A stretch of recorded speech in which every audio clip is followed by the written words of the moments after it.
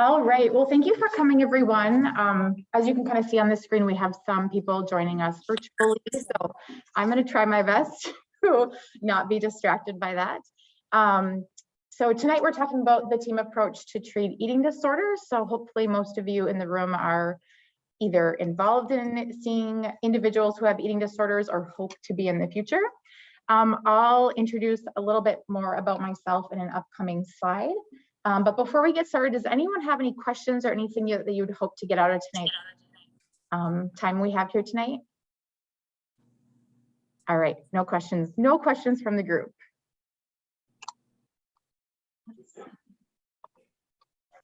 There we go. All right, so my name is Lundin. I am a continuing faculty here at Northern. I have been teaching here for the last 8 years. I'm also a registered dietitian and the owner of Restore Ease Dietetics. So over a year ago, I opened my own private practice in nutrition, focusing on helping individuals with mental health conditions such as eating disorders, but not really wanting to just exclusively work in eating disorders. I wanted to be able to allow individuals who had anxiety, depression, bipolar depression, any other mental health conditions in order to get support and to get help. And then I also work with sports nutrition, so I see a lot of athletes. And as you can imagine, I see a lot of individuals who fit all of those boxes. So we see individuals that are athletes, so they have eating disorders, and they also have co-occurring other mental health conditions. And so, like I said, I teach here at Northern. I teach nutrition for healthcare professionals within the School of Nursing and nutrition for humans within the School of Health and Human Performance. And so I am super happy to be here with you all. And when I started my practice it was in February of last year, I really thought that the majority of my practice would be athletes, right? That like, oh yeah, sports nutrition. I'm a marathon runner myself. I've ran 19 marathons and I love to mountain bike and skate ski and paddleboard. So I always feel like being able to share my knowledge of nutrition and my passion for athletics has been just something that's really unique to me. And I've always wanted to help athletes fuel better and have a better relationship with food. So when I started my practice, as I said, I thought that the majority of my clients would be athletes. Little did I know, spoiler alert, the majority of my clients have been eating disorders. So I would say I'm expected 80% athletes, 20% eating disorders, and I got the opposite. So 80% of my practice clients are eating disorders. I see primarily adolescent and young adult eating disorders, but I work with clients of all ages.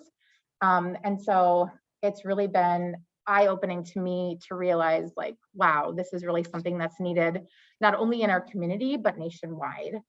My very, very first, like, I would say, experience that I had was I did my dietetic internship here at when UPHS Marquette used to be Marquette General Hospital. And when I worked there at the time, we had one dietitian for the whole hospital on a Saturday. And I worked in the ICU. I worked with clients and patients who couldn't eat normally. So those were on ventilators, doing nutrition support. And I got a consult for use psych. So I had to go up and talk to this young patient. And that patient told me that they had an eating disorder. And they said, you are the first person that I've told. And I remember leaving that room and going and talking to the youth psych and having them inform me that we were going to have to transfer this client to Milwaukee, which is what, 6 hours away, something like that. Yeah. And I just remember, and I wasn't a mother at the time, I wasn't a parent. I remember thinking, we have to do what? We have to send this young individual X many hours away in order to get adequate treatment for their eating disorder. And so as I worked in the ICU, I also saw eating disorder clients who were very, very sick. So those that came in with electrolyte values, those that were at risk for cardiac arrest. And there was one particular individual who had asked me, I want to stay in the area. can I see you as an outpatient? So can you help me with recovery? And so I worked a little bit in the outpatient area, helping this particular individual with their eating disorder recovery. And going through that, it helped me choose eating disorders as my elective when I did my master's degree work through Central Michigan University. And that's really when I started my practice. That was like, I saw the need in our community for, people who specialize or focus in eating disorders. And it was very, very near and dear to my heart for that person to be me.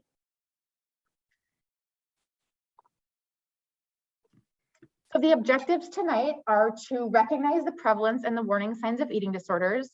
Since the topic is called the team approach, we are going to have a little bit of a focus on sport, and also, but knowing that we can have lots of members of the healthcare team be involved. So also identifying the role of each of the members of the eating disorder treatment team, and to explore the criteria for levels of care in the eating disorder treatment. I'll kind of share with you what I do as my practice, and sometimes, especially when someone's a private practice owner, you get to make your own rules about like what you're comfortable with, because there aren't, a lot of the eating disorder treatment facilities have standards. So they say if a potential client calls them and explains what's going on, they will say, okay, you meet criteria for this level of care. And so I kind of had to decide as a business owner, where are my boundaries? What do I feel confident? And so for those of you who are coaches, nurses, nurse practitioners, athletic trainers, if the facility you're working at doesn't already have a policy, you also have to think about those things for yourself, right? So what do I feel comfortable and confident caring with and for? And then when do I need to seek outside help?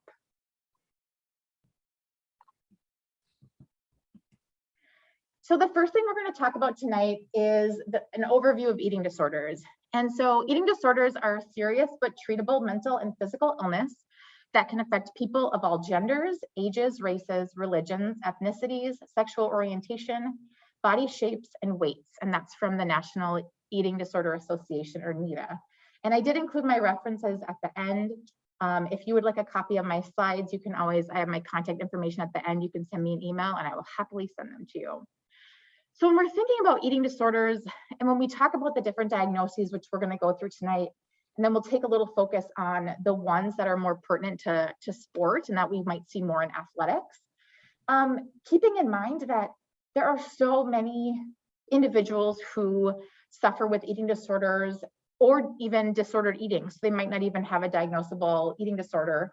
And then we also have individuals who suffer with body image issues. And a lot of those individuals with disordered eating and body image issues may not meet criteria for some of these eating disorder diagnoses. So there really are a lot of people who are struggling with their relationship with food, with their relationship with exercise, and also how they see their physical body in this world. So some of the risk factors, there's 3 different categories that we're going to talk about. And we're looking at the biological factors, the psychological factors, and also the social factors. So having a close relative with an eating disorder or a mental illness is one of the biological factors for an eating disorder. And this doesn't mean that every single individual who has a relative is, that mean you're automatically going to develop one. But it is definitely one of those risk factors. Also a history of dieting, and that depends whether, it doesn't matter whether the dieting was quote unquote successful or not. So if the person was changing what they were eating in a way to affect the size and shape of their body or their body composition, that can put them at risk for developing an eating disorder.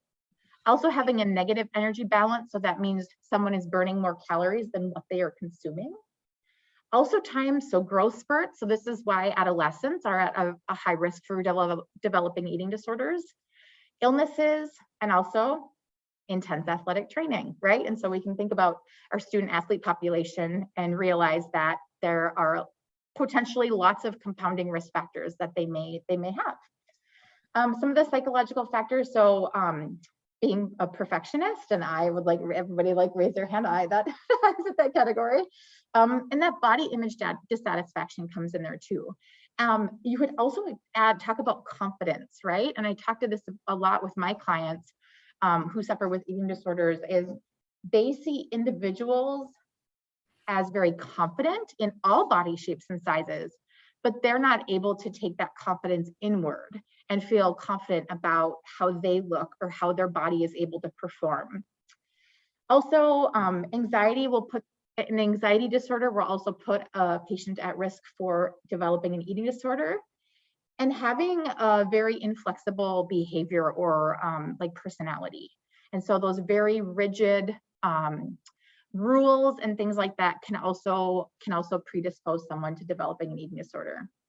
Some of the social factors and social media and the pandemic have really contributed to a lot of these. So weight stigma, and this it's so, I mean, weight stigma in healthcare could be a whole nother topic for a conversation later on. But that is the predisposition that in our culture, people who are of a certain size and shape are seen as superior to those that are in different sized bodies than whatever that ideal shape and size is. Also, if individuals are experiencing teasing or bullying, if they are internalizing those ideals, those body ideals. I know when I was a kid, there was a lot of talk about like how the shape of the Barbie dolls were changing and how that was affecting the like body satisfaction of young kids. And then also those who have limited social networks, and obviously the pandemic really has affected that. So even individuals who have a really strong social reach, they a lot of them were found themselves lonely and also in isolation. And so if someone always has kind of had that limited social network, and then we go into the pandemic where we were having periods of quarantine and lockdown and things like that, I would say 80% of my clients right now who have eating disorders had an eating disorder that started right at the beginning of the pandemic because of some of those social factors, which is sad. I also feel like we're going to see a lot more of them coming out in the woodwork for, and that was one of the reasons why I'm so passionate about educating others, is that if we can let individuals know that help is out there, right? And so the more people that know that these services are available, hopefully those individuals can get the help that they need. So some of the symptoms of eating disorders, and again, you can look at this from a specific lens, and this has a little bit more to do with that athletic population. So decreased energy, concentration, also issues with muscle speed, coordination, and muscle function. Increased fatigue or perceived exertion, longer recovery time between workouts, games, and races, frequent injuries, like soft tissue injuries like muscle strains, sprains, and then also bone-related injuries like fractures. Also a slowed heart rate or a lower blood pressure. They can also have a reduced body temperature and sensitivity to cold. They can also experience lightheadedness, dizziness, and also abdominal pain. And we'll talk a little bit more too. I know Chris and Jenny and I were just talking before this started that a lot of the times with the slowed heart rate, we have been told that as an individual becomes more physically fit, that their resting heart rate will lower. And that is true to a certain extent. There's been more information coming out about that there's a threshold for where that low heart rate starts to signify to us of a starved heart. And that means that the heart isn't receiving the proper nutrients that it needs. And so kind of at that like 40 beats per minute as a resting heart rate and under is kind of where we start to get concerned that this is no longer a sign or symptom of a fit individual. It's now showing to us that someone is potentially experiencing an eating disorder or they are at risk for developing an eating disorder. Also, poor interactions with coaches and teammates. And we all have different personalities, right? There are some people that it's like oil and water, right? So these are changes that are occurring within your team dynamics or within your relationship with the athlete. Perfectionism, that's coming up again. Increased impatient, also crankiness, and usually that has to do with them not having enough calories, right? We call it like someone's hangry. They're hungry and they're angry at the same time. Increased isolation, and that is a really strong indicator of an eating disorder. So someone who is skipping out on team meals, they're not hanging around practice like they used to, they're maybe not willing to meet one-on-one, maybe their roommates or teammates are saying that they're constantly turning down offers to go out and things like that, especially when someone is avoiding plans that revolve around food. So we'll talk about orthorexia nervosa, which is an eating disorder that has a preoccupation with eating healthy foods. That was added, that's like one of the newer diagnoses. And that's why I really don't like the words like clean eating or like, the eat this, not that type of a scenario. But all of my clients who have orthorexia nervosa have extreme difficulty with eating around others and with eating at someone's like holidays, eating That's weird. at someone else's home where they're providing the meals or they're cooking the meals. Eating out at restaurants is really difficult as well.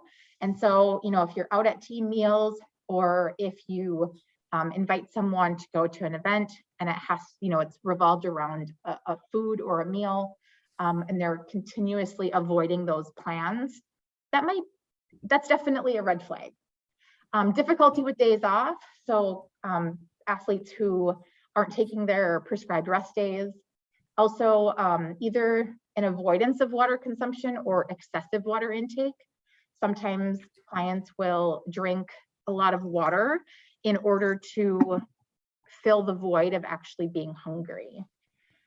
Could also add like an earlier bedtime. So if clients or patients are going to bed at like drastically earlier than what you would expect, that's another red flag that they are potentially they're hungry and they're going to bed to avoid eating. Also a preoccupation with one's own or other people's foods. So they might talk a lot about specific recipes they might want to make. They might, like if you look at they might be looking at Pinterest or Instagram and looking at pictures of other people's food. And sometimes people will say, well, like, I'm a foodie and I really just like food. And I often have to be the bearer of bad news and say, no, you're hungry and your body is telling you you need to eat. And then also teammates reporting concern, especially if those teammates are also roommates. And sometimes it's hard for those teammates or roommates to speak up, right? And sometimes it gets to a point where it's really concerning or it gets really bad. And then we're finally hearing about it. Like you as the athletic trainers, coaches, nurses might not, or maybe be brought on board until the athlete or individual has realized that there is something going on. All right, so I wanted to share with you a story that happened to me. Several years ago, I went down to Chicago to run the Chicago Marathon with a good friend of mine. It was both of our 11th marathon. And we were sitting in the breakfast area of the hotel. And this waiter had come up to my good friend and said, oh, did you run the marathon yesterday? And she was, very like flattered and a little bit shy. She's like, yeah, we both ran the marathon. And he kind of like, touched her shoulder and was like, yeah, but you look like a runner. And what this individual didn't know is my friend had suffered with anorexia in high school and bulimia in college. And here I was, someone, and I feel fortunate that I haven't suffered with an eating disorder because I know how much work it goes into because I help my clients towards recovery. But it's just so hard when you have a complete stranger and say something, and granted, my friend is a lot faster than I am, but right, a runner is a runner. It doesn't matter how fast you're running. But the fact that we had both just finished our 11th marathon and this complete stranger was able to somehow undermine my accomplishment. And so could you imagine if I was suffering with my relationship with food, Or maybe if I wouldn't have done well, maybe I didn't do well at the race. Maybe I was feeling self-conscious about some aspect of my training or what I wore that day or a choice I had made in my buildup of my race, right? As athletes, there are so many areas where we can choose to be critical of our own choices, right? Like they end up with an injury and it's like, oh, I shouldn't have done this or I shouldn't have done that. And so, not only us as healthcare providers, but, even just people out in the general public can make comments that can be really, really harmful to those that are really walking that fine line between a healthy and an unhealthy relationship with food. And we're going to talk a little bit more about an instance where a coach was involved and contributed to an athlete, professional athlete developing an eating disorder. All right, so we have a couple of true or false questions like sprinkled in here tonight. And all of these are more eating disorder and athlete focused. And so you don't have to answer out loud. I won't make you vote, but please think of, either true or false in your head. So true or false, Division I NCAA female athletes aren't at risk for developing eating disorders. Do you think that's true or do you think that's false? All right. The answer is false. So a study by Johnson, Powers, and Dick titled Athletes and Eating Disorders, the NCAA study, found that a third of female athletes reported attitudes and symptoms putting them at risk for anorexia nervosa. So a third of these female athletes were at risk. So if you haven't seen eating disorders in your career, then that means you will see them. So how many of you have heard of Mary Cain? Runners in the area, right? Runners in the room. So this is Mary Cain. She, the New York Times did an op-ed on her titled, "I was the fastest girl in America until I joined Nike." This was published in 2019. So she talks about, there's a really wonderful 7-minute video. So I encourage you, I have it listed in the references, but if you just Google like Mary Cain and Nike, it'll come up. But there's a really wonderful 7-minute video that they did. And I pulled some clips, there's some quotes from that. So she talks about how Alberto Salazar, her coach, that she was getting thinner and thinner, and that one day during practice, in front of everyone, he told Mary that she had clearly gained 5 pounds before the race. And that was the reason why she had not performed well. In that time, she had had 7 different broken bones. And she talked about how when she got on the start line, that it didn't matter how she performed because she had already lost. Instead of thinking about how she was going to perform, what time she was trying to hit, she was already thinking about the number on the scale that she had seen that day.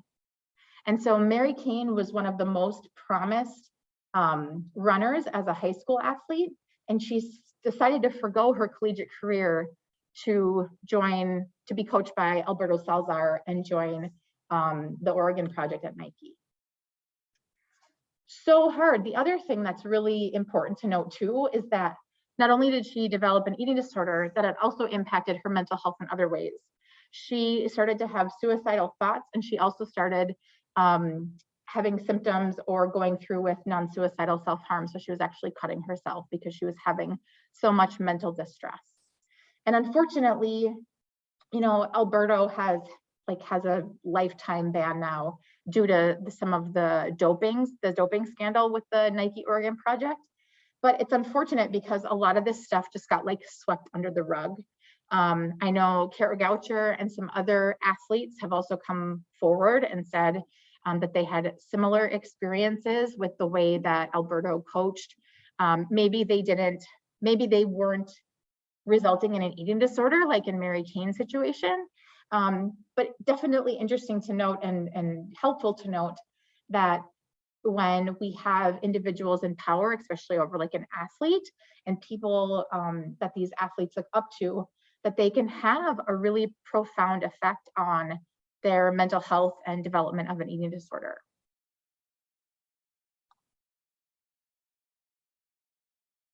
So anyway, we'll look at the different diagnoses. The next two slides go through the main diagnoses for eating disorders. And then we're going to talk about the signs and symptoms of the ones that are more prevalent in our athlete population. So anorexia nervosa is the refusal to maintain a weight at or above a minimally normal weight for age and height. And usually this is about like 85% of expected weight, but that's not necessarily something that we like is a hard and fast rule. Sometimes you will, individuals who are making diagnoses, like the physicians or a psychiatrist, will also use like the body mass index scale as a diagnosis criteria. And so having a body mass index of less than 18.5 or one that classifies an individual as being underweight. And there's actually stages of body mass index that corresponds with cardiac risk. And so I believe it's a body mass index between 13 and 16 that is moderate risk of complications from anorexia nervosa, and less than 13 is like a high mortality risk for those individuals. There's also inpatient admission criteria based on body temperature, heart rate, blood pressure, especially orthostatic vitals. And then, like I said, body mass index is also taken into consideration. Also, the intense fear of gaining weight, and then amenorrhea, or the absence of a menstrual cycle. And so we'll talk a little bit about like, well, what happens if someone has like a couple of, a few of these diagnostic criteria, but not all three. This kind of goes into this eating disorder not otherwise specified. If someone has all but one of the criteria for diagnosis, that ED-NOS is the diagnosis that they'll receive. So if you had a patient who had who was getting their menstrual cycle but had an extreme fear of gaining weight and wasn't at an appropriate weight for their height and age, then they would, instead of having an anorexia nervosa diagnosis, they would get the ED-NOS. As a dietitian, I can treat eating disorders, but I cannot diagnose.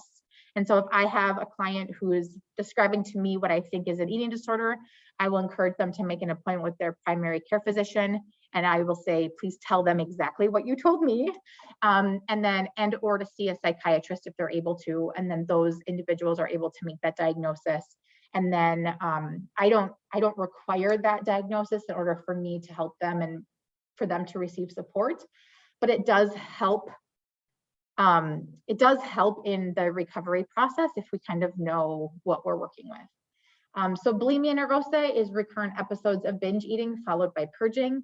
So this could be self-induced vomiting. It could also be excessive exercise. It could also involve the use of laxatives or diuretics.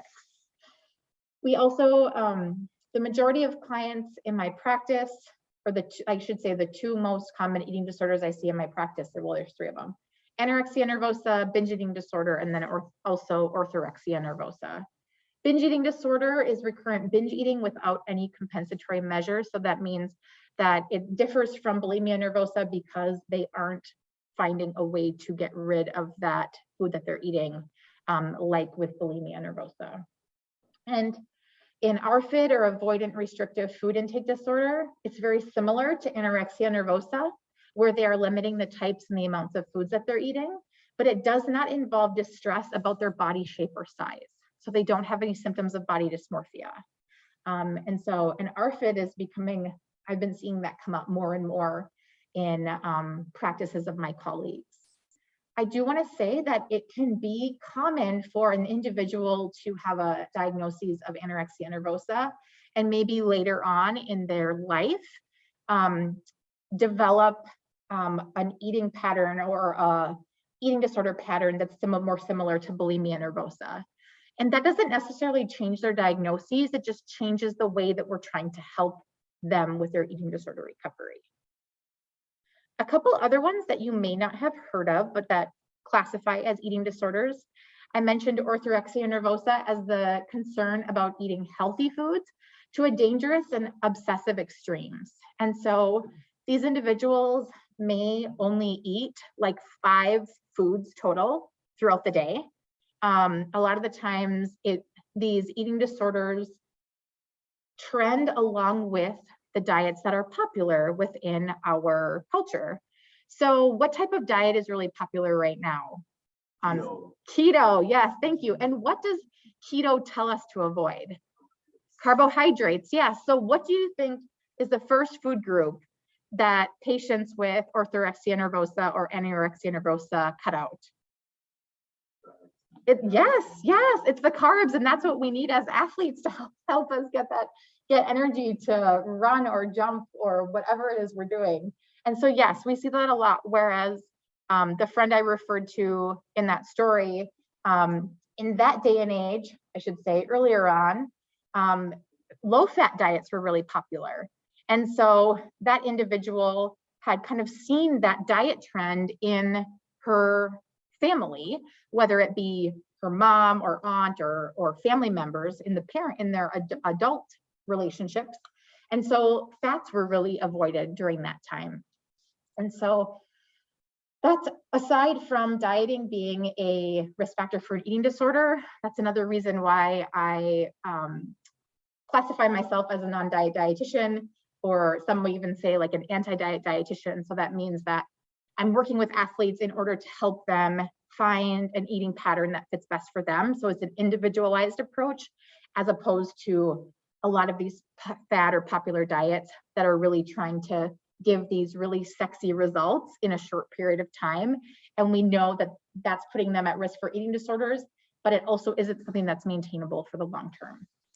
And then diabulimia is a manipulation of insulin by diabetics for the purpose of losing weight. Pica is eating items that aren't particularly thought of as food and have no nutritional value. So we see pica a lot in pregnancy, and that has to do more with like cravings for things like laundry starch or dirt, but it's also seen as an eating disorder. So people are eating things that aren't considered food items. So yes, ice, laundry starch, dirt, chalk, you name it. Rumination disorder is the regular regurgitation of food, and so that's different from bulimia because it isn't preceded by a binge. So the binge doesn't come first, it's just regurgitation of food. And we'll talk a little bit more, I think it's in the next slide, about compulsive exercise, but how you can kind of like hone in if someone's exercise is considered compulsive is if it interferes with their social life or other aspects of their life. So maybe they're missing class to go for a run, they're skipping out on social events, and then also anxiety over not being able to work out. So say if the team is supposed to leave at like, I don't know, 5 in the morning, they're getting up at 3 o'clock to go for a run before they're getting on the bus.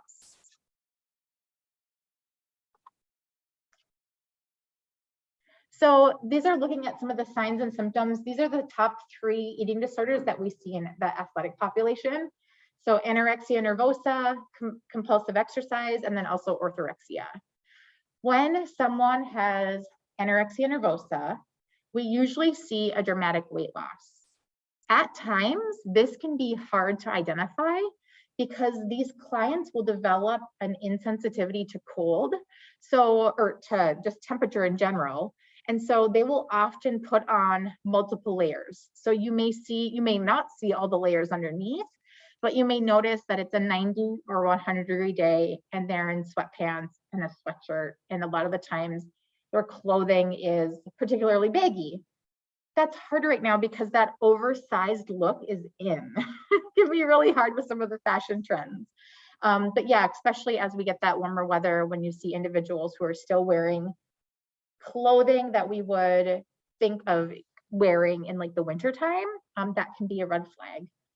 Also the preoccupation with weight, their food, calories, fat grams, and also just preoccupation with dieting. They're not able to maintain their body weight that's appropriate for their age, their height, and also their build. And then also they have an excessive rigid exercise regimen. And again, taking that with a grain of salt, because someone who is considered maybe sedentary or someone who's not a collegiate athlete may look at like a training plan for really anything or a practice schedule and think that that's excessive. right? But like we said, maybe going above and beyond the prescribed workouts, not taking rest days, maybe doing extra reps of like hard workouts, or wanting to get in extra time, 2-a-days. I mean, unless it's like a mandatory 2-a-day practices, that'll, so it's like you have practice and the individual is doing above and beyond extra. That is also a red flag. Compulsive exercise, like I said, it significantly interferes with their other important activities. They also have issues with anxiety, depression, and distress if they're unable to exercise. This also could be a preoccupation with when they are going to be able to get that workout in. And so a lot of these individuals will exercise first thing in the morning so that nothing can ever come in between them and their workout. They will exercise regardless of how much sleep that they've received. And so again, that can put them at risk for developing injuries. And then the exercise takes place despite injury or fatigue. So athletes who are injured and they're going to make up, they're going to try to continue with their current training load, let's say in the pool or doing PT exercises or on the bike. And those, when you tell them like, no, you really just need to take time off, this injury just needs to rest. Even if it's just for a number of days, those that are really just trying to get you to give them something they can do, and then they'll do it to an extreme. So if you say bike for 30 minutes in your walking boot, and they're biking for 3 hours. And then with orthorexia nervosa, as I mentioned, we see those individuals who are cutting out an increasingly number of food groups. So as we mentioned, carbohydrates is one of them. And fruit has also gotten a really bad rap lately. Does anyone know what the influencers on social media are saying? What's wrong with fruit? What part of it? Yes, the sugar. Bananas are a real bad thing right now too. And so usually being very selective about the fruits that they consume. A lot of those individuals, maybe if the certain fruits, for instance, like berries, are high in fiber, like those ones are okay, but like bananas have too much sugar in them. It's ridiculous. So usually, following the diet trends of like the keto diet, diets will mainly consist of like vegetables cooked without like any fat or anything like that, no seasoning, and then protein, right? Because like protein is the macronutrient. I would encourage you to like look back through the different popular diets we've had, even just think about like since you were a kid, and each diet vilifies one macronutrient and like praises one other one, right? And then there's like always a neutral one. So we have carbohydrates, proteins, and fats. And so right now, the carbohydrate is the villain, and fats are kind of neutral, kind of good, and protein is like, if you just eat protein, you'll be great, you'll be fine, right? But there's problems with all of these lines of thinking, and especially as athletes and as humans as a whole, we need each of those macronutrients. So it can be really hard getting clients to move on from some of those food rules. All right, so true or false? Male athletes in sports that emphasize diet, appearance, size, and weight are at risk for developing eating disorders. All right, true or false? You're right, it's true. So 33% of male athletes in weight class sports, such as wrestling, rowing, horse racing, and aesthetic sports like bodybuilding, gymnastics, and swimming and diving were affected by eating disorders. And I feel like women get a lot of attention, but it's important to note that we do see these in male athletes as well. And male athletes or clients in general with eating disorders are less likely, they will put off getting help longer because it's not as socially accepted, which is just hard, and I always appreciate when I have clients, no matter what their gender is, but it's also important to note that we do see clients both that have eating disorders. So now we're going to talk some more about treatment, and we're going to focus on like the different roles of both healthcare professionals and support team for clients and athletes with eating disorders. And then the last part kind of talks about like, okay, so what would you do, right? What could you do if someone, you know, whether they're an athlete or not, has an eating disorder, and what resources are there? And I'll kind of share about like the different levels of care. And then also we'll kind of talk about what resources are available within our community. And spoiler alert, I'm one of them. So that's why I'm here. So when I look at the treatment team, and we're going to talk about each of these, I like to think of them in like two separate umbrellas. And keep in mind that it doesn't mean like there's no hierarchy here of roles. It is a cohesive team, and there is value in working as a team. When I worked in the ICU, we had multidisciplinary rounds every single weekday morning where myself and the rest of the healthcare team met and talked about the patient. And it usually took about an hour, and it was the most productive hour of my workday. I like would not miss rounds at all. And so I think that's really helped me in my role with treating eating disorders, is because I really like to take that full team approach. So you can bet that if you're an athletic trainer and you're working with a student athlete that's a part of my practice, I'm going to ask that athlete to sign out or release some information so that you and I can talk. And I want to make sure that everyone involved in that person's care is communicating with one another, because that's how we can help someone make progress in their recovery process. So in the healthcare team, we have a physician, a therapist, registered dietitian, athletic trainer, and also a nurse. And so keeping in mind, these are all, they could all work in other spaces. So they might not be just in sports. Well, athletic trainers usually are, but nurses can be in other areas, same as therapists, dietitians, and physicians.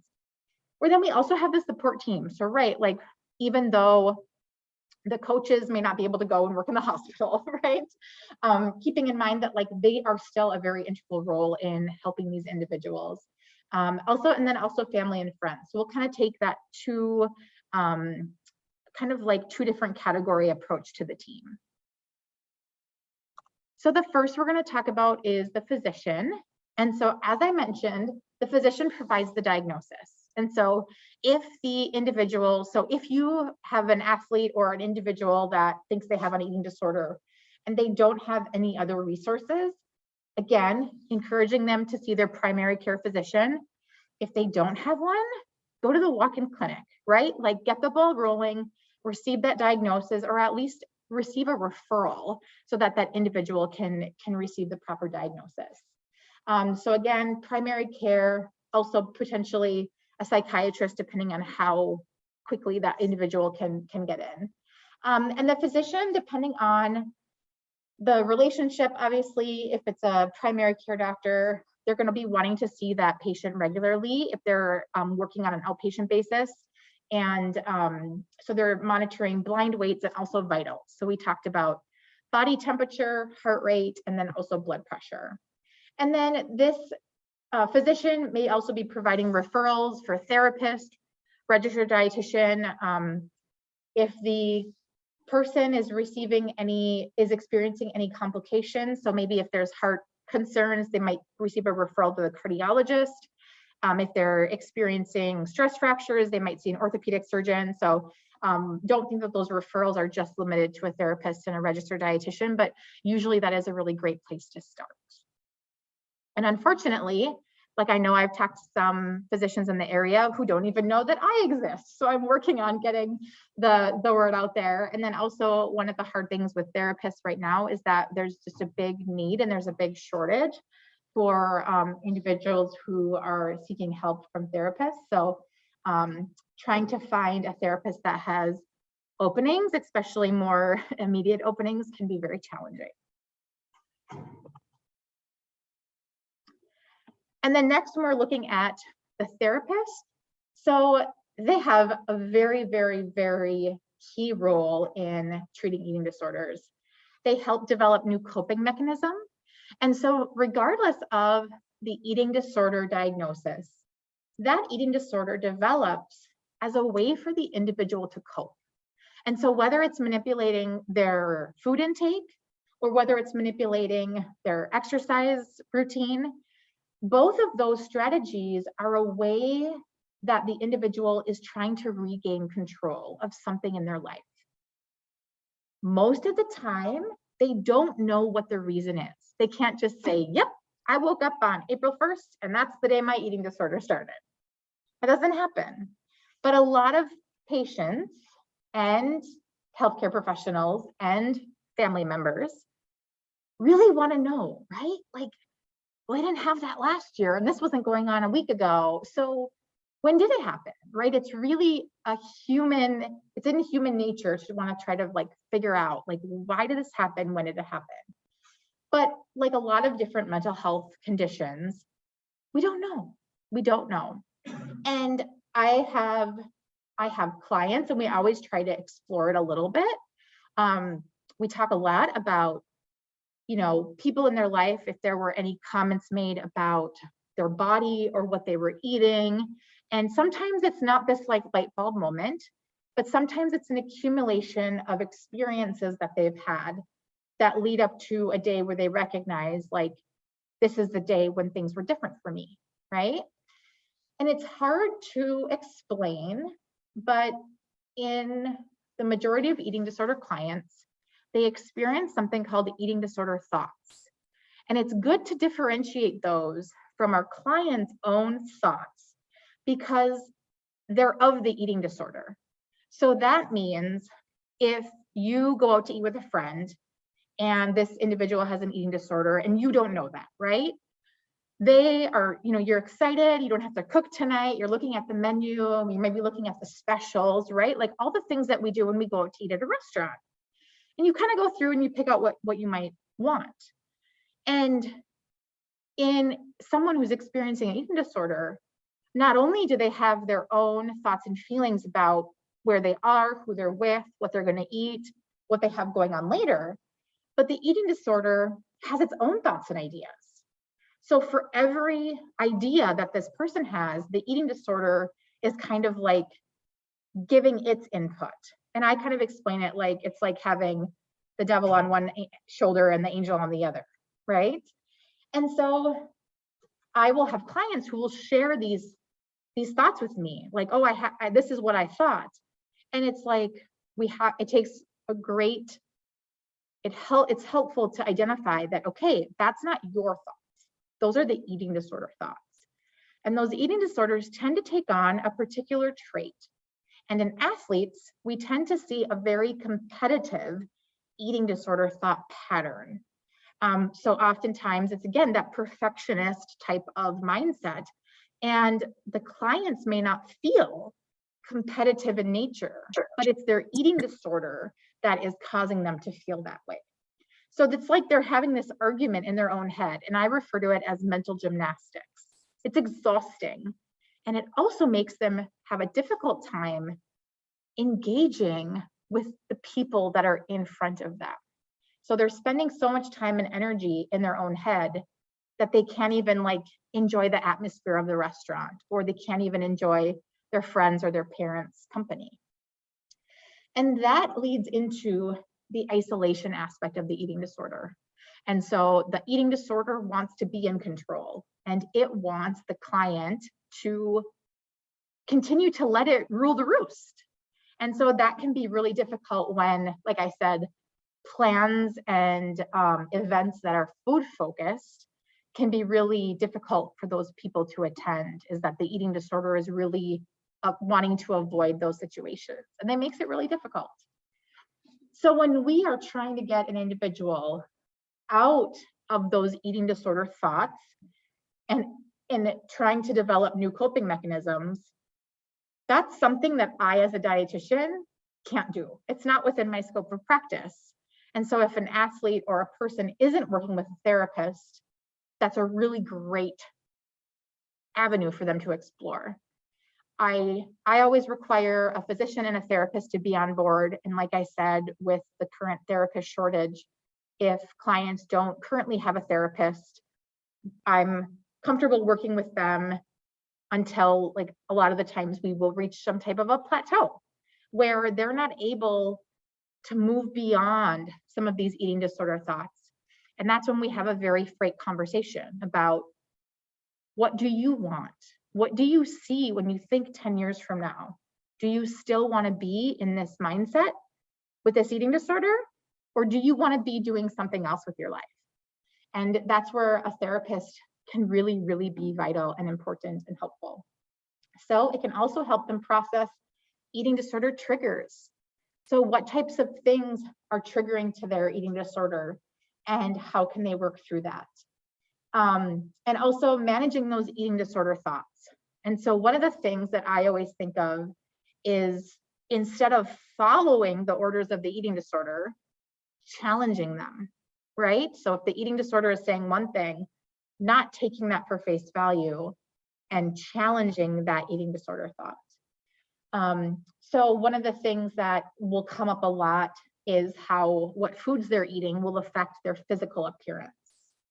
And so when I have clients share some of these thoughts that their eating disorder tells them, we try to think about it rationally. So we're like, okay, let's talk about this for a minute. Would you tell that to a friend? And oftentimes they're like, oh no, I would never say that to a friend. And like, for instance, if I eat bread, I will get fat, right? That's a very common eating disorder thought, right? Or if I eat a banana, right, I will gain X amount of weight. And none of these eating disorder thoughts have any basis in science. None of them are realistic. It's these it's absurd thoughts and feelings about kind of making this connection between what the person eats and what their body will look like. So whether it's body shape, size, composition, anything like that. And then also looking at a more gentle approach to the thoughts on body image. So instead of thinking about our body in a sense of what it looks like in the mirror, talking about how, reframing those thoughts on what our body can do for us. And as athletes, right, when we're working with athletes, we can do that, right? That if we're good at anything, it's at showing our athletes and reminding them what they're capable of and trying to tie it back to, hey, if you're not adequately fueled, and if you're not healthy enough to be on the start line of a race or to be participating in a meet or a game, your body isn't going to be able to show us what it's capable of. So how can we help this? How can we navigate this issue? And then also, it is also very, very common to have co-occurring mental health conditions. The majority of my eating disorder clients also have anxiety, depression, and then a great deal also struggle with non-suicidal self-harm. So as a caveat, it's helpful to think that when you are working with an individual who has an eating disorder, keeping in mind that they are mental health conditions as well, and that they may also have, or you can expect them to also have, some other mental health conditions. And one of the best things I did last year, the School of Nursing, and Melissa's in the room, offered a training on mental health first aid for adults. And as someone who has a close family member that suffers with a mental illness, I took it more as, I just would like to learn more information. And the premise of mental health first aid is to come from a community member's perspective on how they can help someone who's in a mental health crisis.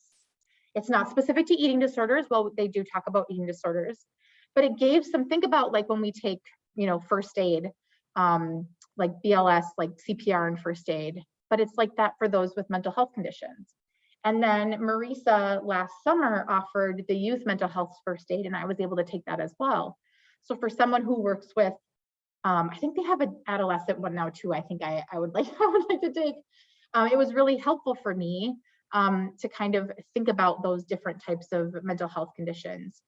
And the biggest takeaway that I took from those two courses is that when you ask someone a question, and whether it's, do you think you're struggling with an eating disorder, or do you have intentions, have you been injuring yourself, or do you have intentions to end your life? Asking them, and in a way that shows them you're sturdy enough to take whatever answer they give you. So that means not asking them, well, you don't think you have an eating disorder, do you? we're saying, do you think you might be suffering with an eating disorder? So showing them that you have the ability to receive whatever response they give you. Because that, especially, we'll talk about the different, as we're talking about these different roles in healthcare and the support team, we'll talk about how probably the area or the healthcare professional that has the most rapport with these student athletes are the athletic trainers. So a lot of the times they end up seeing these athletes and they might have an opportunity to talk to them one-on-one and to ask those questions. And remember, it doesn't mean that you then have to treat that eating disorder by yourself. It's to say, hey, I know who can help you. Let's talk to the coach. Let's talk to these people. Let's get you help. Let's get you the support that you need. And sometimes just that reassurance and thanking them for their honesty and their bravery, and also acknowledging that it takes a lot of time and energy to say that to someone, another human, and to reach out for help. And so a lot of the times, even if a person doesn't have a previous diagnosis of non-suicidal self-harm or anxiety or depression, a therapist can still be really helpful, and especially more helpful when they do have those things happening. I end up asking my clients quite a bit, especially about, I've had a great deal of them experience non-suicidal self-harm. And so we talk a lot about, I ask them about that. So not only do I ask them about how their relationship with food and exercise is going, but also I ask them about that because that can give us a better indicator on where they're at with their mental health. I know one thing that was, one tactic that one of my clients learned in therapy in regards to non-suicidal self-harm was delay, distract, decide. And I've been able to help clients with binge eating disorder use that same tactic in order to prevent them from binging. And so the delay, distract, decide is when someone is feeling triggered to binge or to perform non-suicidal self-harm, they delay. I can't do it right now. I need to go to class, right? That can't happen because I need to go pick up my daughter from school, or that can't happen because I have a show I need to watch at noon, or whatever it is. And then they will distract themselves. So it may be the activity that they delayed with, or it may be something different, right? So a lot of these things happen in isolation, just like eating disorders do. And so it can be helpful for that person to remove themselves from the space where they normally will binge or non-suicidal self-harm. And then at some point, they decide that they are not going to do that. And I don't mean to say that lightly, but they're making a decision that like coping mechanism is not going to help how they're feeling, right? And so sometimes clients who are feeling very anxious with binge, say if they have binge eating disorder, they will feel very anxious before they binge. But they will recognize that through that process, they will recognize that that binging won't actually make their anxiety resolve. And so what things will, right? And that's the great thing about the therapist can really help them really define what types of coping skills, what new coping skills can help when they're feeling triggered.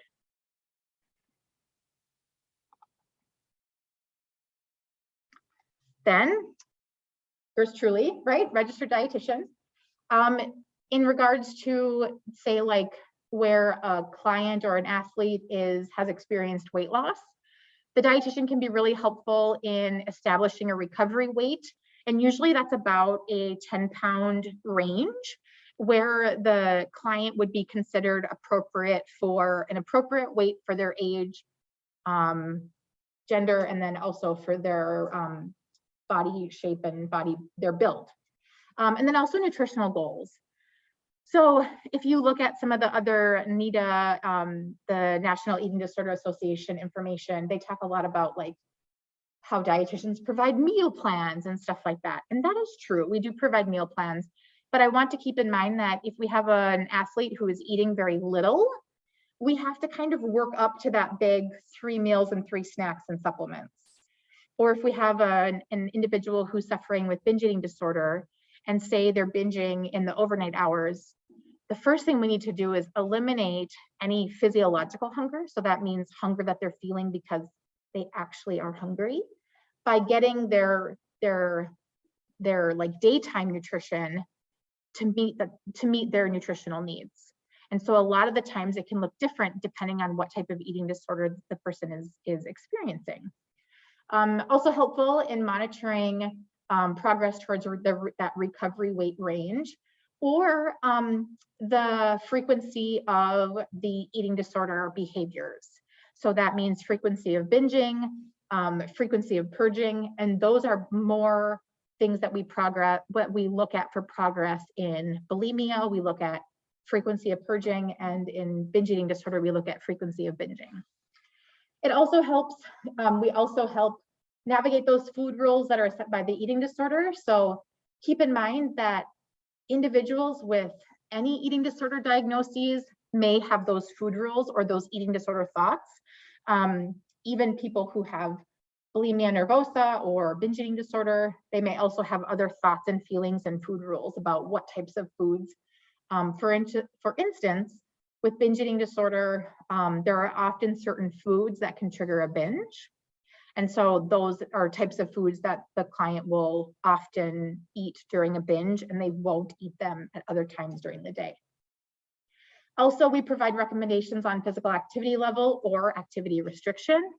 And so this can be difficult sometimes, especially working with student athletes. Like if I don't personally have a release of information to talk to the coach because the athlete hasn't allowed me to, obviously I can give the client or the athlete my recommendation that like you need to have reduced practice, or you need to have you need not to be practicing or competing right now.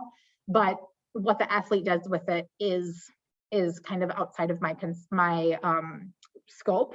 And so or just because if I were to reach out to the coach, it would violate HIPAA.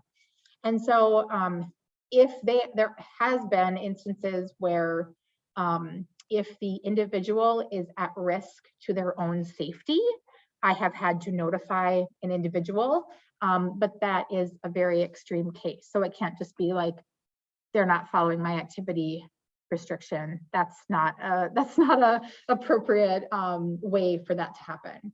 And then also guidance on whether a higher level of care is necessary. And I say that's probably like my biggest, I would say like one thing that I feel like is a big strength in my role as a dietitian is being able to know when athletes or clients with eating disorders need a higher level of care. And also, I find it stems from my time in the ICU, where I worked with patients who were really critical, and just really knowing that like when things are bad or when I feel like they're going to get bad, that like we call it the spidey sense, like you're usually right. But know that you don't have to work in the ICU to have that spidey sense. So if something feels off to you, if something just doesn't quite seem right, know that it's not going to do any harm to reach out to someone and say, hey, I'm concerned about you, or hey, could I get you some support, or hey, could we look into this? And then the last role of that healthcare provider. So the nurses are really important, and especially this can happen more once the athlete or the client is actually receiving treatment or receiving care. So they're going to be the ones that are measuring the weights and the vitals. It can be really important to do a blind weight. And so that means that the individual isn't aware of what they weigh. So depending on the way the scale works, usually having the individual weigh themselves backwards, it can be helpful to have them weigh in only a hospital gown. So giving them a hospital gown.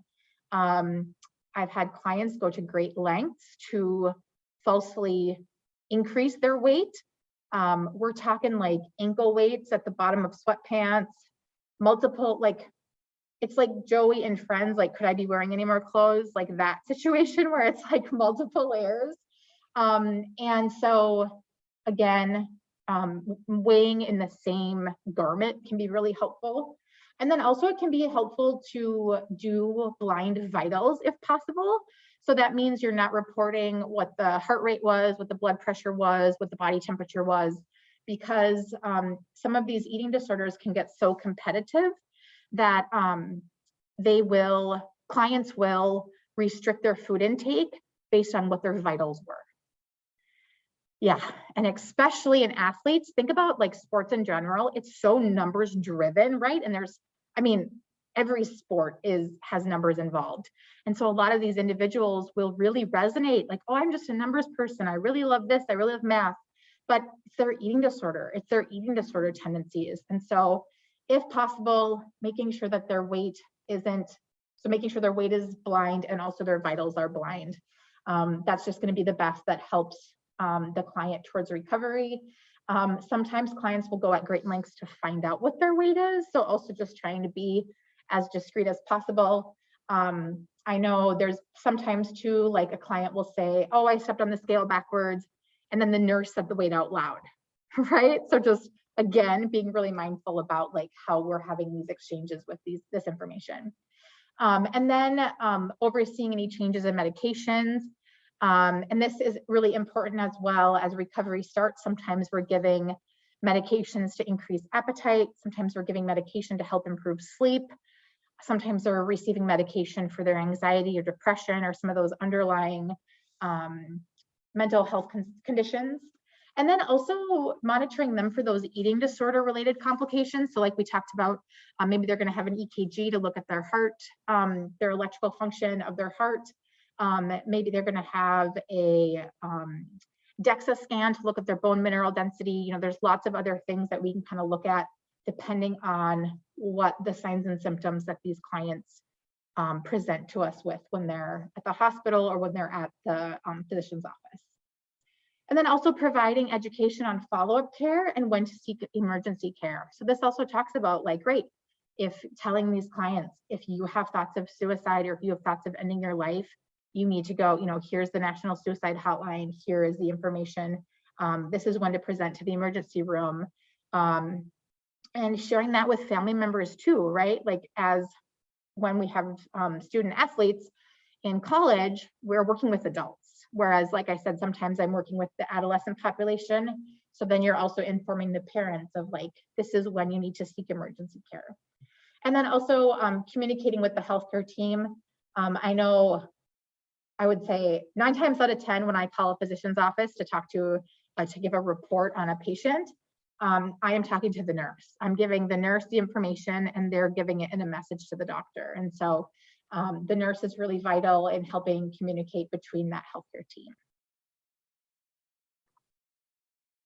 So then moving on to that support team, or sorry, last one in the healthcare team. So looking at those athletic trainers, like we said, they're really one of the key proponents along with the coach and then also the dietitian that's determining the appropriateness for practice. So should this athlete or client be competing? Should they be practicing?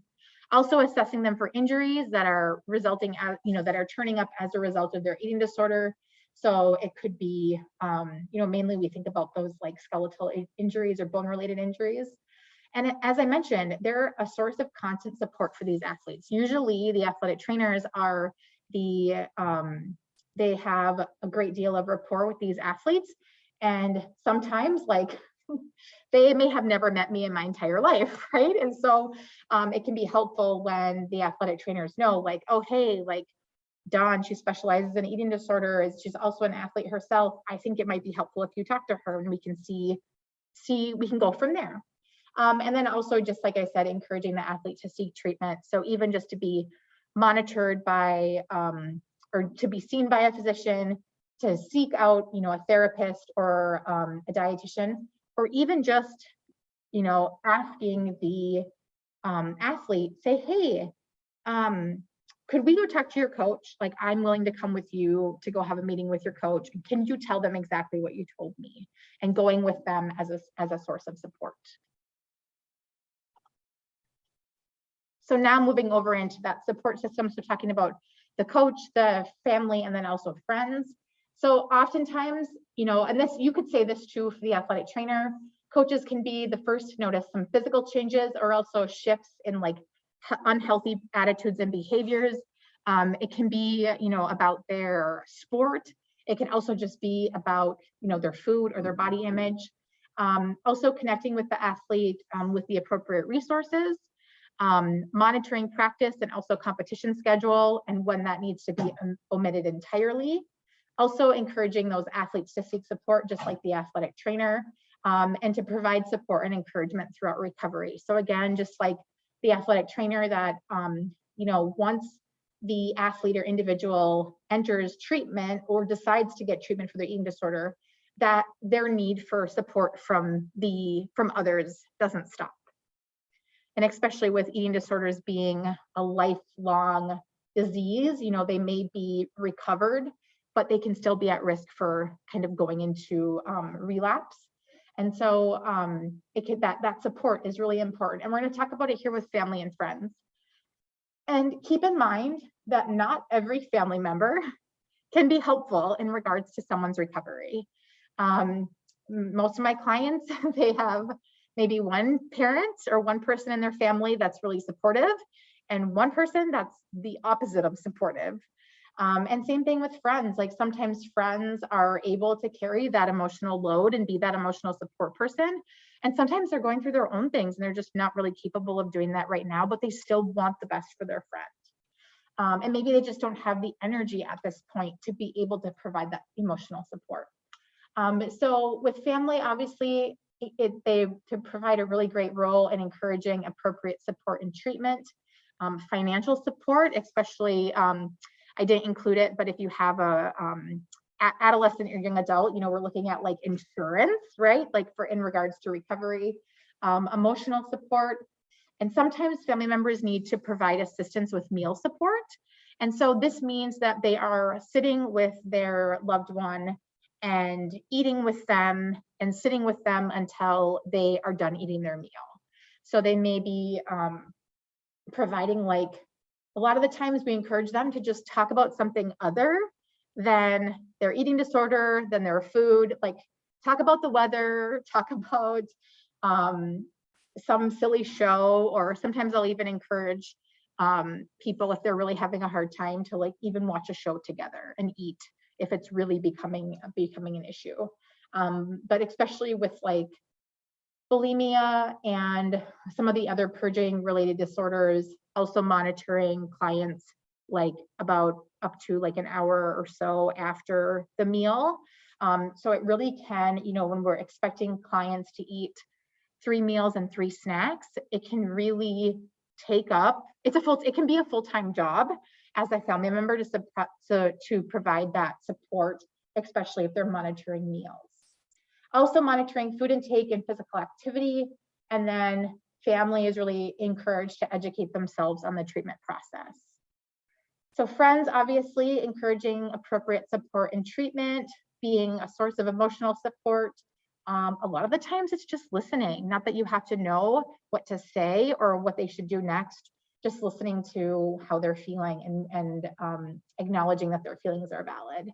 Also important for friends to educate themselves on the treatment process, and peers can really provide a great avenue for them to listen in a non-judgmental way. And so if they're really frustrated that their mom has to sit with them for every meal and snack and watch them eat, and they're like, oh, the way she breathes annoys me, right?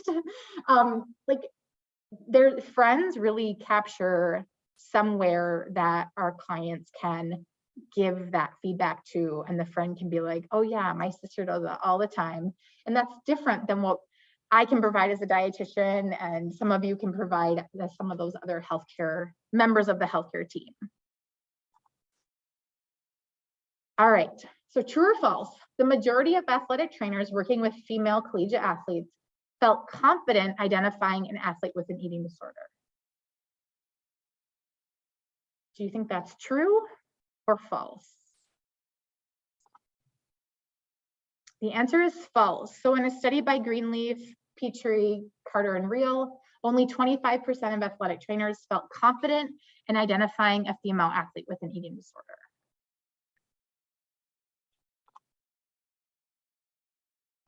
So the last thing we're going to talk about is the levels of care.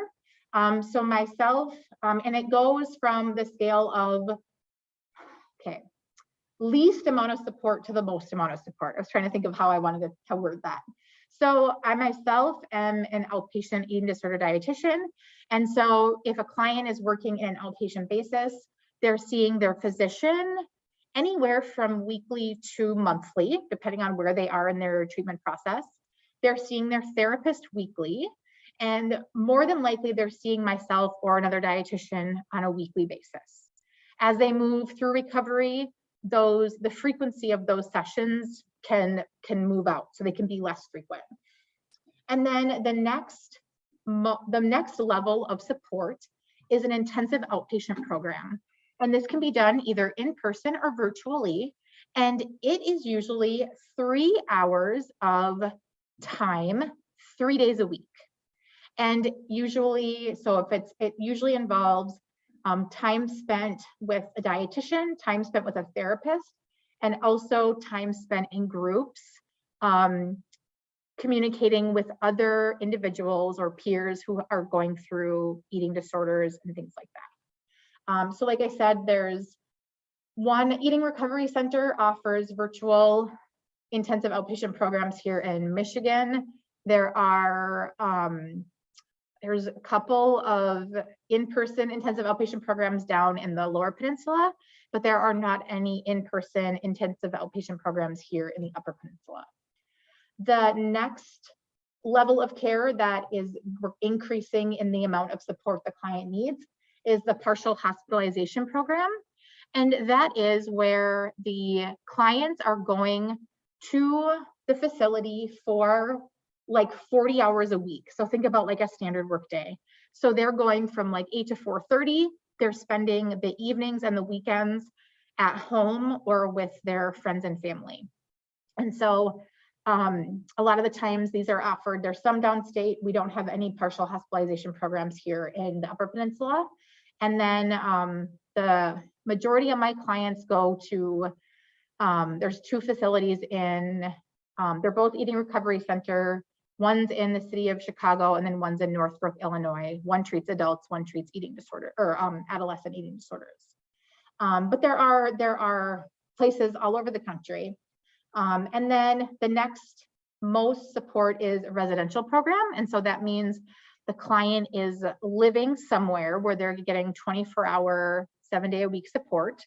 They have programming very similar to the partial hospitalization program, but it's extended beyond that 8 to 4:30. They are, it's kind of like sleepaway camp, right? Or for my athletes, especially as a runner myself, I explain to it kind of like altitude training, right? Like that's usually, it's about a 6-week program. You're focusing on your eating disorder recovery, and your goal is to really remove any barriers to recovery. So any stressors of school, sport, family, anything, a social life, anything like that. And then the treatment level that provides the most support is inpatient. And usually, I should say, this is in a hospital setting. And when clients are at a high risk for cardiac arrest and some other life-threatening complications, then they are inpatient. Also, if clients are refusing to eat and need to be fed through a feeding tube, usually they will need to be monitored as an inpatient. I won't get super like ICU brain on there, but there's actually a phenomenon called refeeding syndrome. And this occurs when someone has not been eating enough for their body and they start getting refed. And it doesn't matter what we're seeing. We actually have seen it in like earthquake victims. There was an earthquake in Haiti when I was in dietetics school, and these orphanage collapsed, and these children were, like kind of caught underneath the building and the rubble for like 3 days. And the first thing these volunteers wanted to do with the Red Cross were like, we got these kids rescued, and oh my gosh, we need to give them food. Well, we have to be really diligent about how we feed these people when they haven't been getting nutrition recently. And there's lots of different criteria for refeeding syndrome, and patients with eating disorders, specifically those that involve weight loss, like anorexia nervosa or orthorexia nervosa, puts these clients at risk for refeeding syndrome. And what we have to do is we have to monitor their electrolytes, because when the body gets refed, specifically when we eat carbohydrates, the body is like, oh my goodness, I'm finally getting some nutrition. And so what it does is it pulls all of the electrolytes into the cells. And that causes the blood levels of potassium, sodium, and magnesium to drop. And that can cause one of the bigger concerns is someone can go into cardiac arrest because their potassium is too low. And so what we have to do is we have to feed them very little and a very stable amount, recheck their labs, and replace those electrolytes before we give them more nutrition. So it's a very calculated method of reintroducing nutrition. And so if we have clients whose lab values in those electrolytes, so potassium, magnesium, and phosphorus are low, it may put them in a situation where they're more appropriate for inpatient. So that can be monitored. And so the first 3 to 5 days is where these clients are most at risk for refeeding. And so if we monitor those electrolytes for 5 days and they're stable, then they can be moved to a residential program if that was the only reason they were staying there.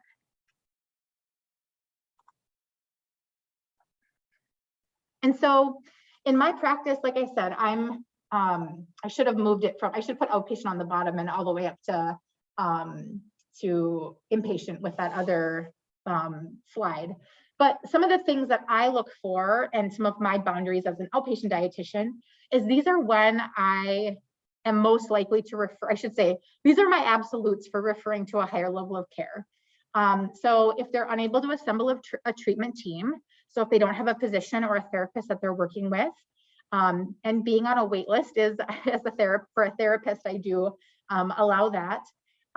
If they're in need for more support, so say if I'm seeing them once or twice a week for an hour, if they need more nutritional support, then that means that they may need one of those higher levels of care. If they're unable to maintain or gain weight, if they're in a restrictive type of eating disorder, or if they're unable to follow their nutrition plan, then that also means that they may need a higher level of care.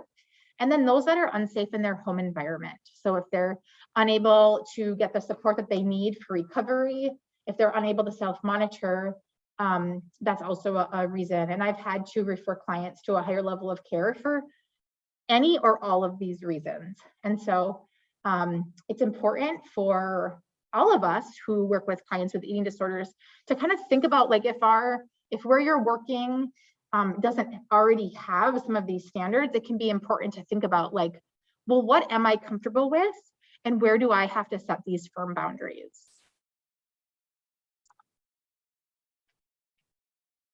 And so this kind of looks at, like, where can you go if you have a concerned athlete?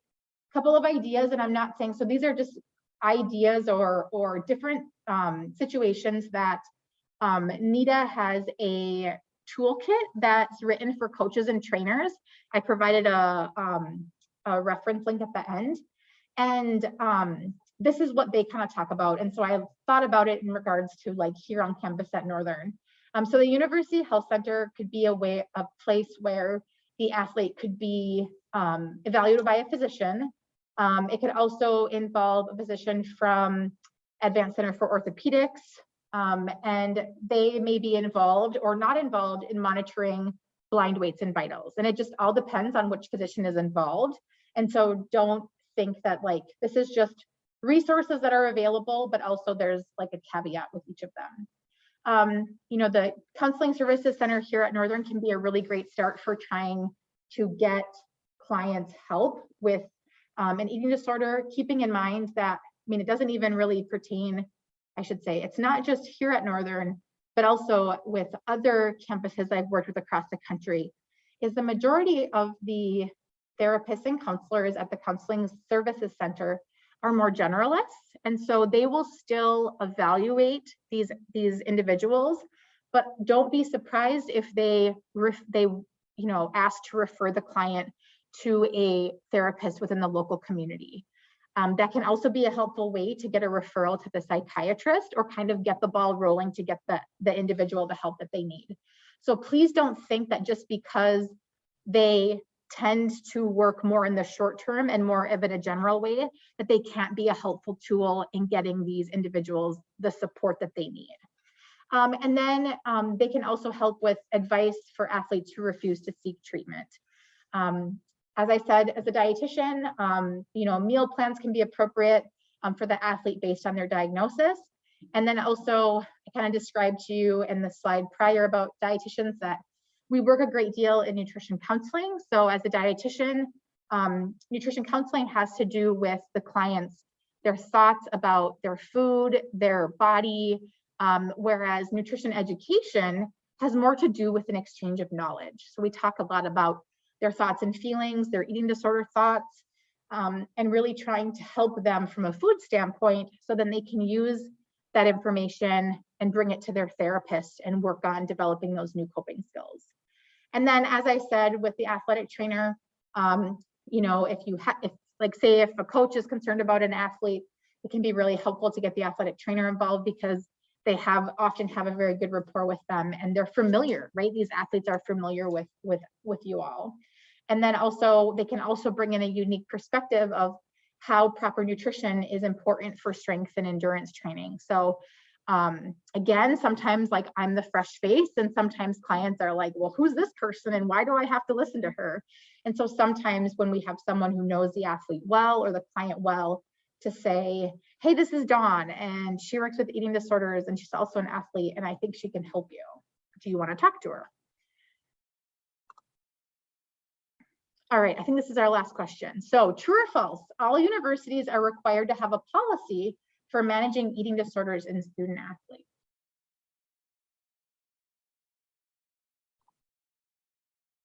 It's false.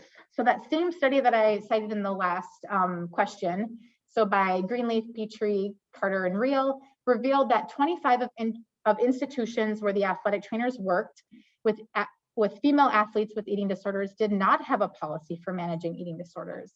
And so again, this is a great conversation to have, right? As we have more and more, as it becomes more and more evident as to the mental health needs of adolescents and young adults, and specifically those who are athletes, it can be really helpful to think of like a flow chart, right? Like so that it's communicated throughout everyone. And depending on where you work, sometimes these things are already developed, and sometimes they need to be,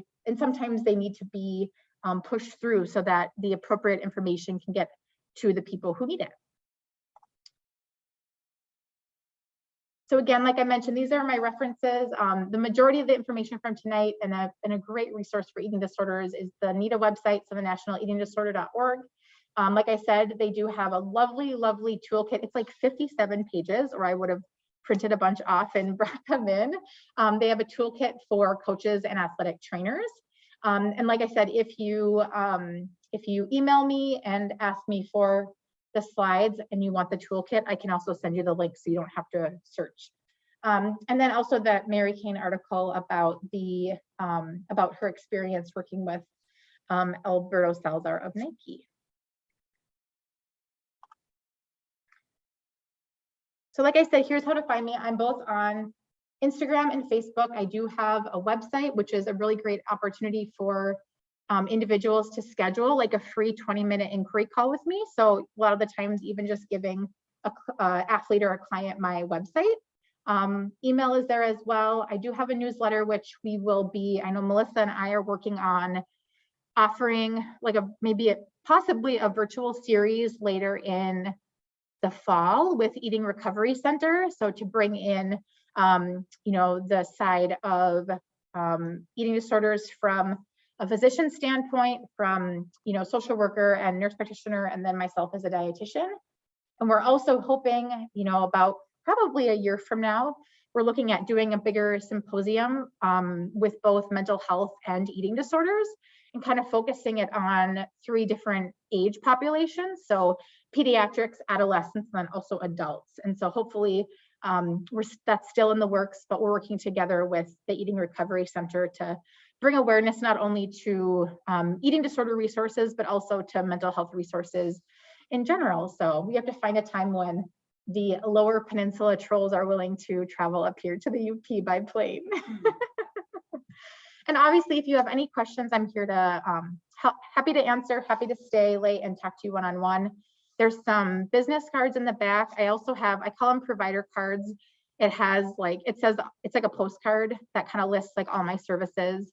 And then there's also some stickers, they're relationship goals stickers that has a bunch of food on them, and they're fun. So feel free to take one or more if you have individuals in your life, or just to keep on hand. And I appreciate you all taking the time out of this really weird weathered Monday. And thank you so much.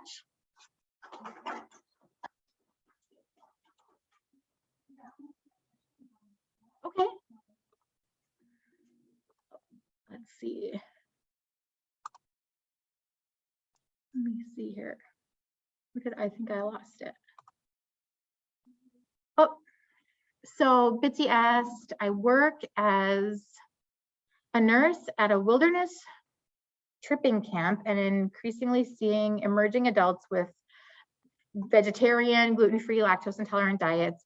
And these people arrive and they're with unrelated issues, but I usually ask about diet for healing purposes. When a person is limited by so many concerns, is this a red flag?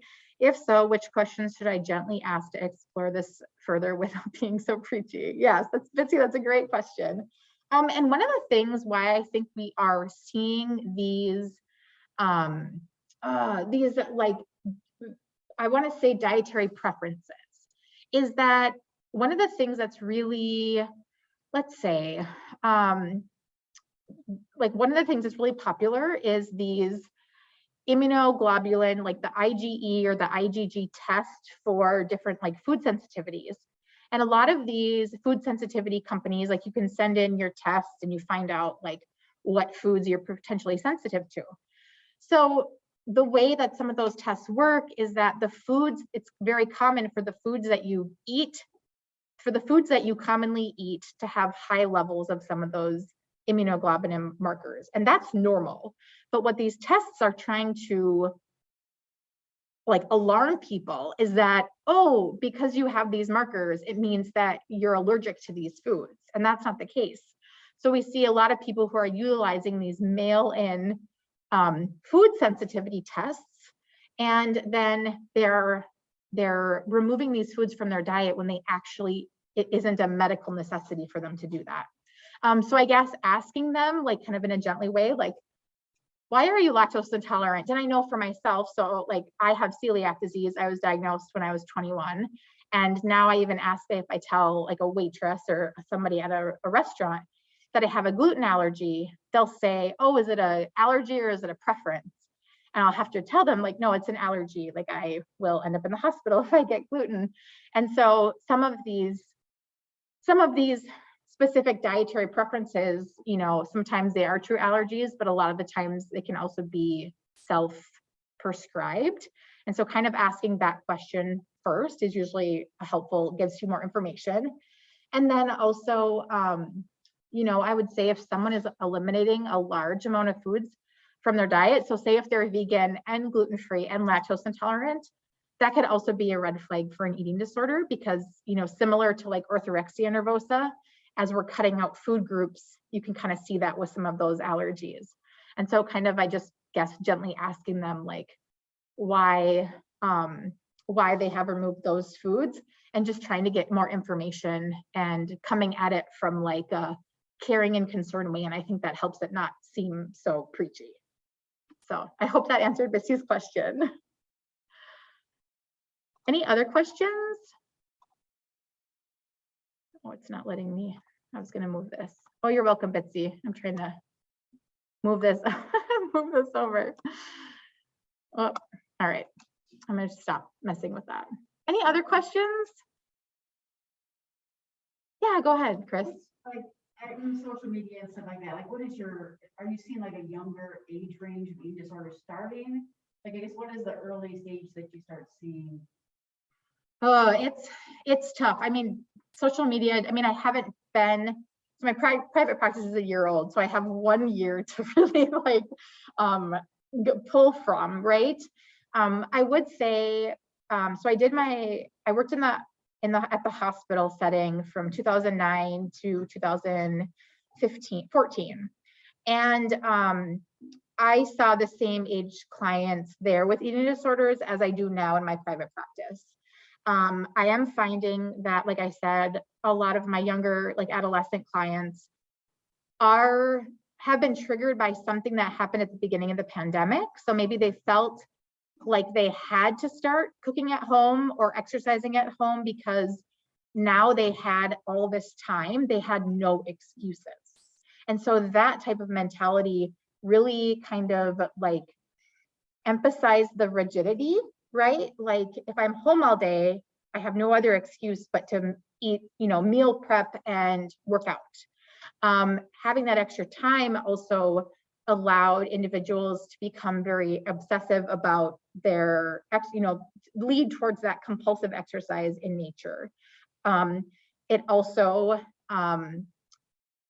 had people turning to food because that was like the only thing, we could still get takeout, we could still do those things, but we weren't able to like go and socialize and go out to concerts and sporting events and things like that.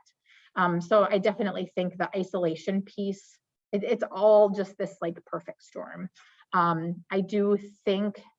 think the age range is about the same, but I worry that we are going to see it earlier and earlier, unfortunately. What is your normal age range? So right now I have clients anywhere from the ages of 12 to the ages of like mid 40s. Yeah, so preteens to 40s. And I always tell clients and therapists that work with pediatrics, like I hope I never have a client. I have 3 young boys. I hope I don't have a client the same age of my boys, but if I was a parent that's child was struggling, I would hope that I would help them, right? That someone would help them. So yeah, it hasn't come around yet, but it will, it's just kind of one of those things that, as people are realizing that, with some, as parents are finally going back into the offices for well-child visits and kids are returning to sports and having sports physicals, I really feel like these eating disorders, especially in that younger population, are going to become more evident. Yeah, good question. Anyone else?